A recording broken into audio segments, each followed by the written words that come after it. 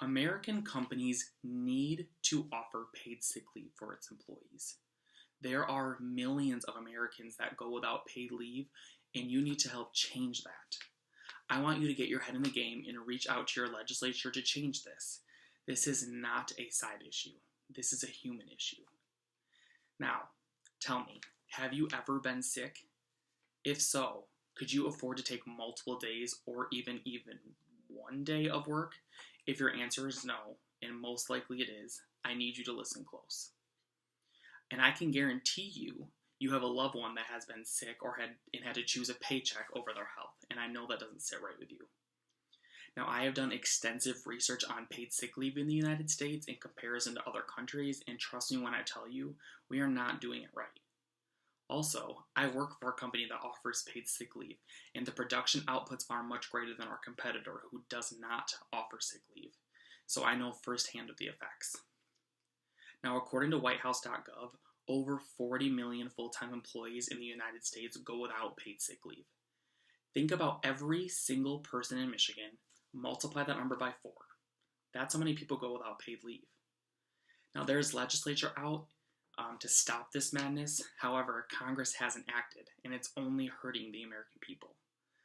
Americans have to risk getting others sick or even putting themselves in more danger just to survive. If companies aren't taking care of their employees, it's only going to hurt them in the long run. Look at Canada, for example. They offer a year of unpaid leave for new mothers, and they're getting along absolutely just fine. Now, if you've been paying attention to the political news the last couple of years, you know that the U.S. stands virtually alone in mandating paid leave for any type of its workers.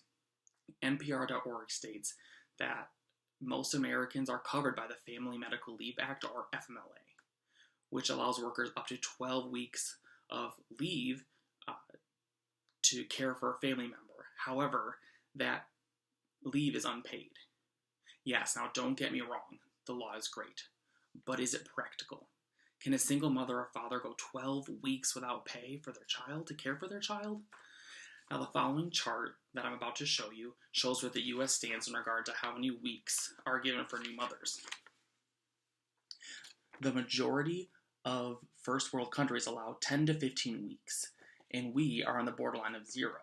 Zero, majority. Why? Some say that mothers don't need the time to bond with their child, and they're just taking advantage of the system. But according to NPR, the first 4 months of a child's life is the most important in their entire lifetime for emotional bonds. Yet we don't seem to care. We need to take a look around and realize that these countries get these benefits for a reason, and we have to follow suit. Now, giving employees paid sick leave annually helps businesses' bottom line. According to Minnesota's legislature website, businesses experience an estimated $33.6 billion in lost productivity annually due to employees having to balance work and caregiving. The costs associated with this are the replacement of employees, absenteeism, workday distractions, supervisory time, and the reduction in hours, adding up to the 33.6 figure that I was referring to. It has been reported that every $1 companies spend on elder care benefits reaps a $3 to $14 return.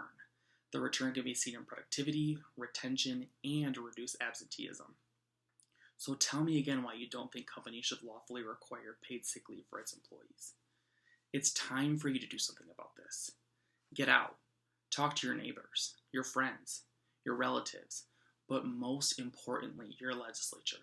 It's time to get the people the care that they deserve. If you and I work together, we're going to accomplish this goal.